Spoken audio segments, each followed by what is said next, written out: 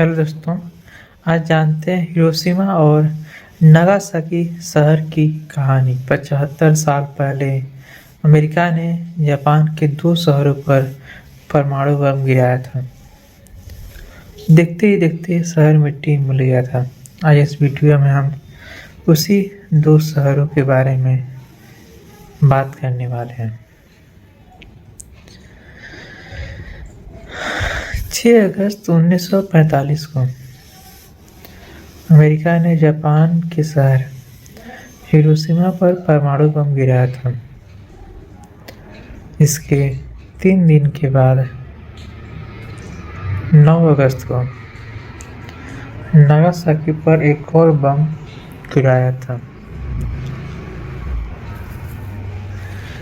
इसमें लाखों लोग मारे गए, जबकि लाखों प्रभावित भी हुए। वही हमले के बाद कई लोग रेडियो एक्टिव यानी काली बारिश की चपेट में भी आए।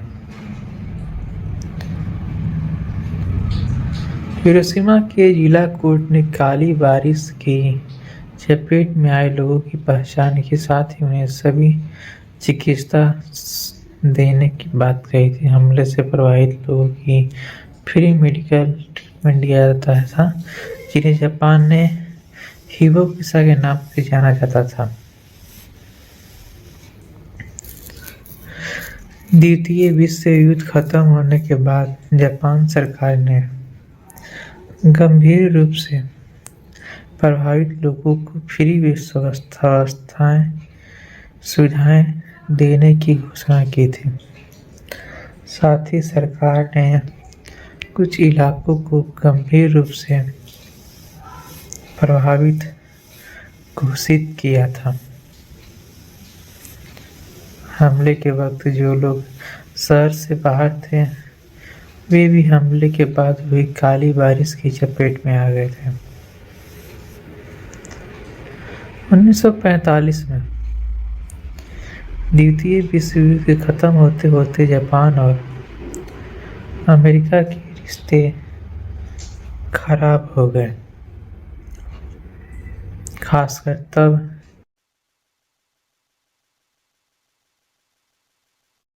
ईस्ट इंडिया के तेल समृद्ध क्षेत्रों पर कब्जा करने के इरादे से इंडो चाइना को निशाना बनाने का फैसला किया।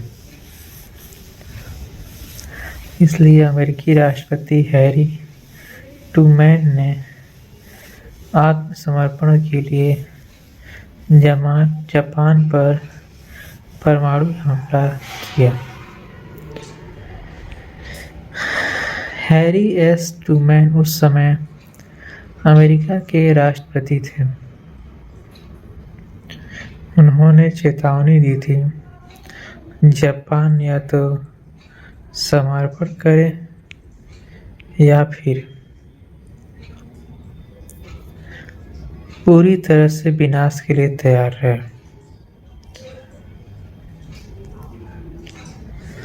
हम जापान के किसी भी शहर को हवा से ही मिटा देने में सक्षम हैं। 26 जुलाई को जर्मनी में पोट्सडाम की घोषणा हुई थी, जिसमें जापान को आत्मसमर्पण के लिए चेतावनी भी दी गई थी। हालांकि इसे लेकर अन्य सिद्धांत हैं। परमाणु हमला कर जापान को समर्पण के लिए मजबूर करने की जरूरत नहीं थी।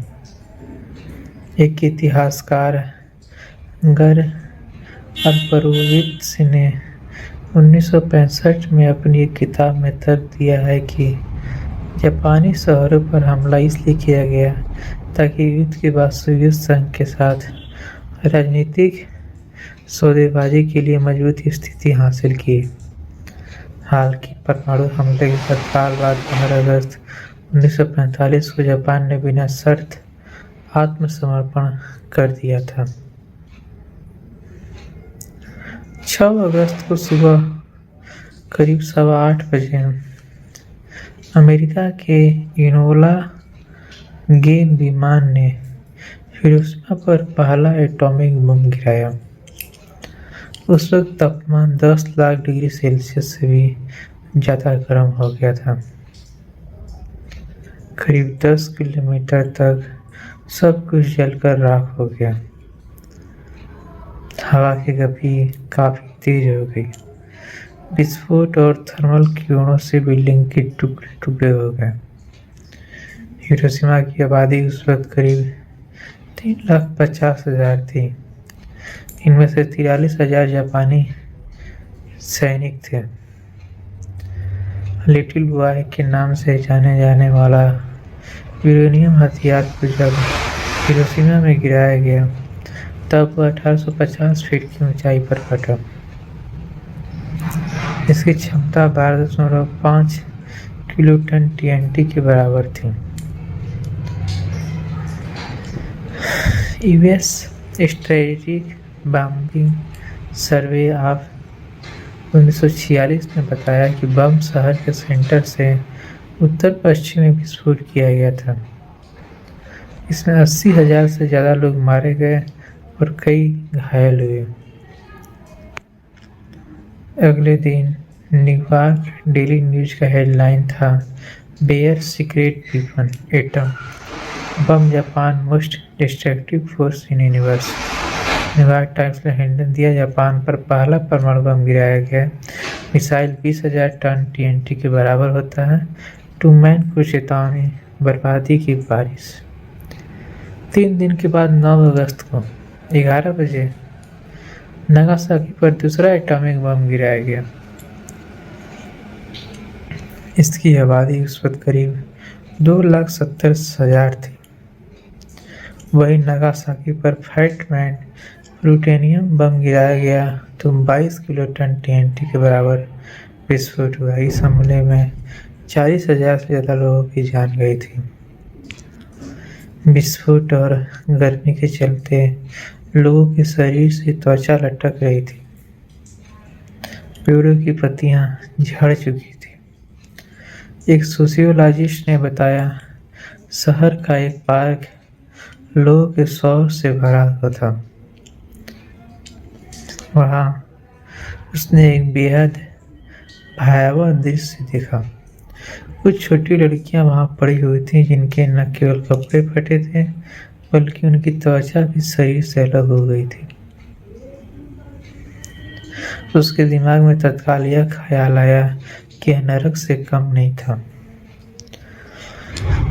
जैसे ही उसने सोचा, हिरोशिमा आग में जल रहा था।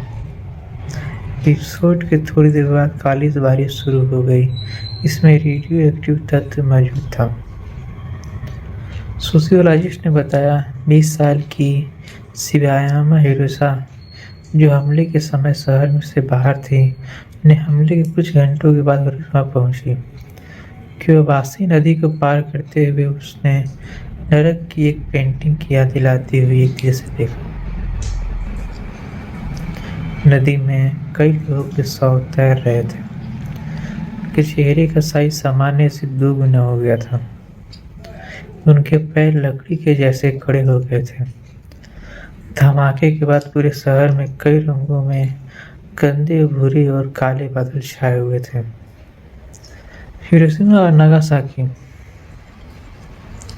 दोनों शहर में 1.2 किलोमीटर के दायरे में आने वाले 50% लोग विस्फोट के दिन ही मारे गए।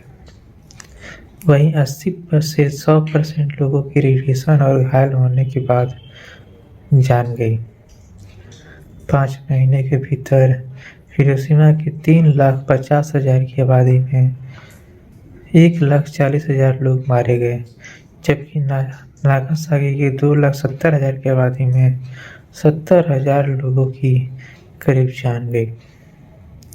यह दुनिया का पहला एटॉमिक था और सबसे आखिरी भी होना ही चाहिए।